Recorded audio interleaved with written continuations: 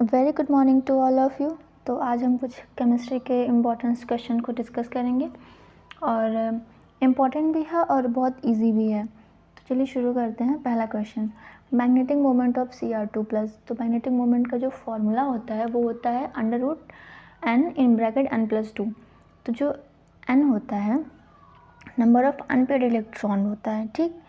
तो सबसे पहले आपको जो भी एलिमेंट दिया हुआ है उस एलिमेंट का आपको एटॉमिक नंबर पता होना चाहिए और दूसरी बात आपको इलेक्ट्रॉनिक कॉन्फ़िगरेशन आना चाहिए।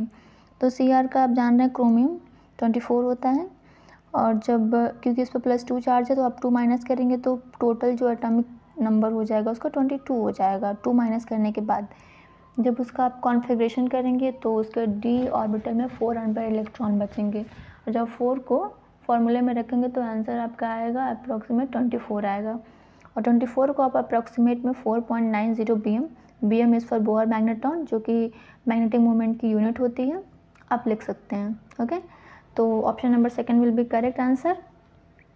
Next, the transition element that has the lowest enthalpy of atomization. देखिए, जो एंथैल्पी ऑफ एटमाइजेशन होती है वो नंबर ऑफ़ अनपेयर्ड इलेक्ट्रॉन पर डिपेंड करती है, ठीक। तो जितना नंबर और डायरेक्टली प्रोपोर्शनल होती है। तो अगर आप देखें Fe मतलब आयरन, कॉपर, वैनेडियम और जिंक की बात करें तो जब इसका कॉन्फ़िगरेशन करेंगे तो number of electron unpaired electron को देख के आप आंसर पता लगा सकते हैं। लेकिन देखिए जिंक में तो अनपेयर्ड इलेक्ट्रॉन होता ही नहीं है। आयरन का 26 होता है तो उसमें ज़्यादा ही होता है और वैनेडियम का भी वही केस है, उसमें भी अनपेयर्ड इलेक्ट्रॉन ज़्यादा होते हैं।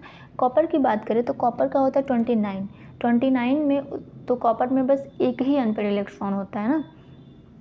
तो option number second will be correct क्योंकि एक अनपेयर्ड इलेक्ट्रॉन होता है तो लोवेस्ट एंथैल्पी ऑफ एटमाइजेशन किसकी होगी? कॉपर की होगी। Okay, next, the auto catalyst form in the reaction of acidify potassium permanganate with oxalic acid at a high temperature. देखिए, एसिडिफाई पोटेशियम परमैंगनेट क्या फॉर्मूला होता है पोटेशियम परमैंगनेट का? KMnO4 और ऑक्सैलिक एसिड का C2H2O4।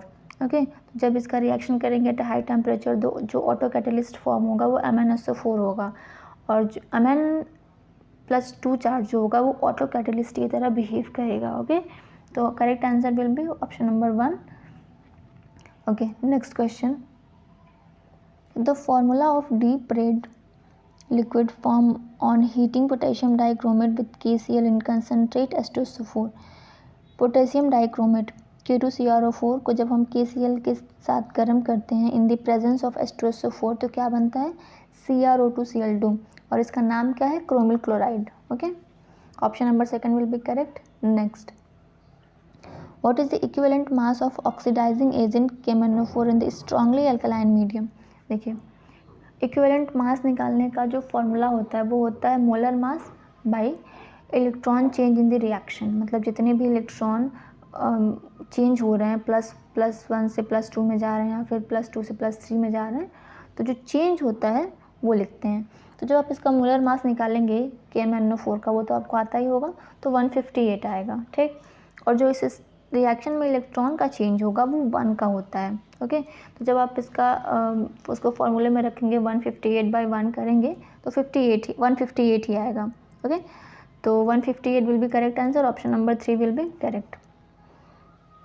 Next, the lanthanide GD exhibit an oxidation state of +3 only because. क्यों होता है आपको रीज़न बताना है। तो GD एक एलिमेंट है जो कि लैंथेनाइट सीरीज़ का है। तो देखिए क्या है कि पहला ऑप्शन है कि Zd3+ has a small ionic size and high effective nuclear charge. तो देखिए स्मॉल साइज़ तो होगा ही नहीं क्योंकि ये f ऑर्बिटल को इन्वॉल्व करता है। तो जब f ऑर्बिटल को इन्वॉल्व करेगा तो ऑब्वियस सी बात है इसकी साइज़ बहुत ज़्यादा होगी और क्योंकि इसका एटॉमिक नंबर ज़्यादा होता है तो साइज़ तो बड़ी होनी ही है। पहला ऑप्शन गलत।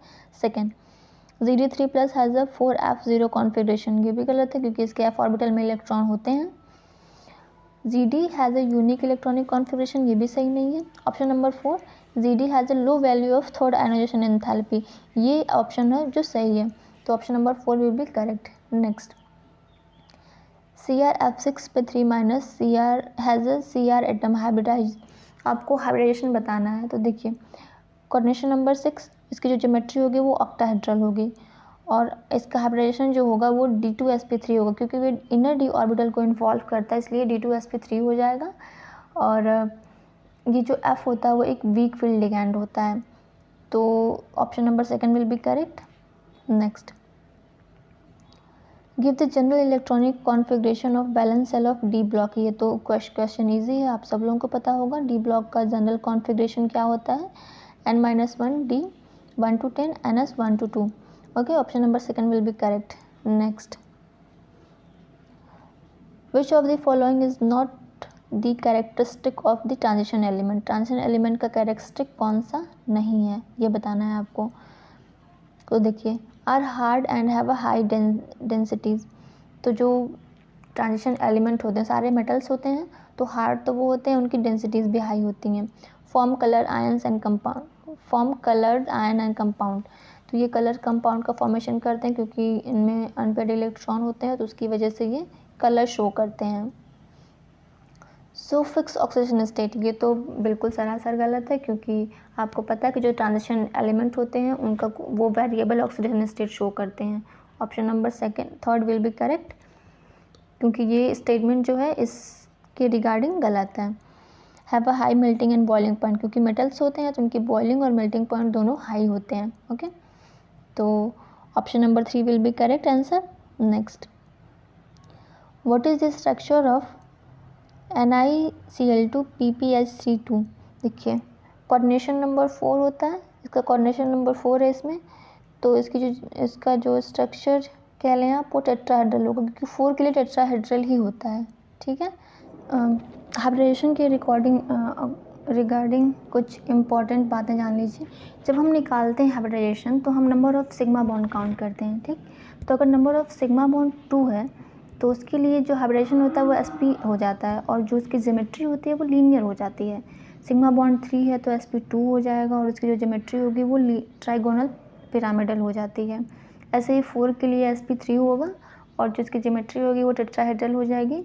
अगर सिग्मा बॉन्ड 5 है तो उसके लिए sp3d हो जाएगा, और जो इसकी ज्योमेट्री हो जाएगी वो ट्राइगोनल बाईपिरामिडल हो जाएगी। और 6 के लिए sp3d2, ये इसका हाइब्रिडेशन हो जाएगा, और इसकी जो ज्योमेट्री होगी वो ऑक्टाहेड्रल हो जाएगी। और 7 के लिए sp3d3, और जो इसकी ज्योमेट्री होगी वो पेंटागनल बाईपिरामिडल हो जाएगी। ये आप बस एक बार देख लीजिए, क्योंकि इस पे क्वेश्चंस आते रहते हैं तो थोड़ा सा इम्पोर्टेंट हो जाता है। आज के लिए बस इतना ही। अगर वीडियो आपको पसंद आई हो तो प्लीज़ चैनल को सब्सक्राइब करें, शेयर करें और कमेंट करें। Thank you.